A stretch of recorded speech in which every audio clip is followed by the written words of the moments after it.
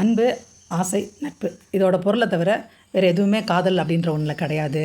காதல்னு ஒன்றுக்கு தனிப்பட்ட அர்த்தம்லாம் கிடையாது அப்படின்னு பெரியார் சொல்கிறாருங்க.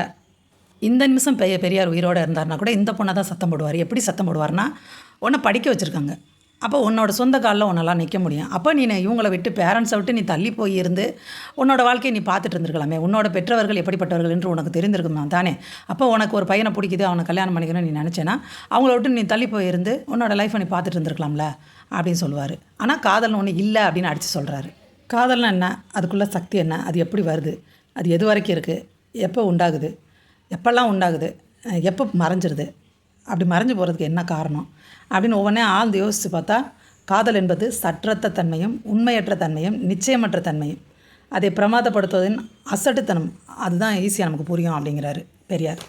காதல் என்பது அன்பல்ல, ஆசை அல்ல, காமம் அல்ல என்றும், அன்பு, நேசம், ஆசை, காமம், மோகம் என்பவை வேறு, காதல் வேறு என்றும், அது ஒரு ஆணுக்கும் பெண்ணுக்கும் தங்களுக்குள் நேரே விவரித்து சொல்ல முடியாத ஒரு தனி காரியத்துக்காக ஏற்படுவதாகும் என்றும், அதுவும் இருவரும் இயற்கையாக உண்டாகக்கூடியதாகும் என்றும், அக்காதலுக்கு இணையானது உலகத்தில் வேறு ஒன்றும் இல்லை என்றும், அதுவும் ஒரு ஆணுக்கும் ஒரு பெண்ணிடமும் ஒரு பெண்ணுக்கு ஒரு ஆணிடமும் மாத்திரம்தான் இருக்க முடியும் என்றும், அந்தப்படி ஒருவருக்குமான இருவருக்கும் ஒரு காலத்தில் காதல் ஏற்பட்டுவிட்டால் பிறகு எந்த காரணம் கொண்டும் எந்த காலத்திலும் அந்த காதல் மாறவே மாறாது என்றும், பிறகு வேறொருவரிடம் காதல் ஏற்பட்டுவிட்டால் அது காதலாக இருக்க முடியாது, அதை விபச்சாரம் என்று தான் சொல்ல வேண்டுமே ஒழிய அது ஒரு காலம் காதலாகாது என்றும், மற்றும் ஒரு இடத்தில் உண்மை காதல் ஏற்பட்டுவிட்டால் பிறகு யாரிடமும் காமமோ விரகமோ மோகமோ ஏற்படாது என்றும் சொல்லப்படுகின்றன.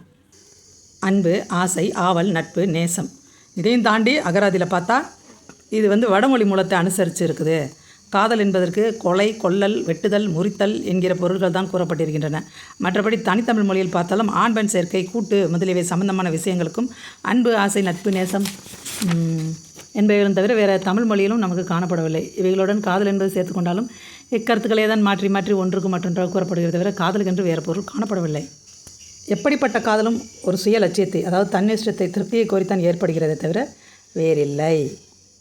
பெரியார் சொல்ல வர்றது, காதல் அப்படின்றது தேவையற்ற மிகைப்படுத்தல்.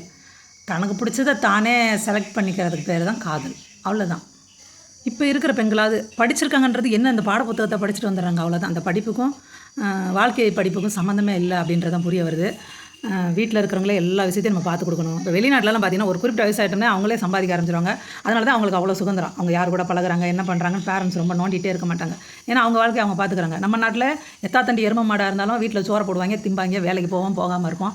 அப்படி ஒரு எரும மாட்டு வாழ்க்கை வாழ்கிறனால தான் எல்லாத்துக்கும் பெற்றவங்களே தேடி கடைசியில் அவங்கள இந்த பிள்ளைங்களை எதுக்கிட்ட நம்ம பெற்றோன்ற நிலைமை கொண்டு வந்து விட்டுறோம். காதல் கொண்டையும் கடவுள் இல்லையடா, இந்த இளவு எல்லாம் ஹார்மோன் செய்யும் கலகம் தானடா.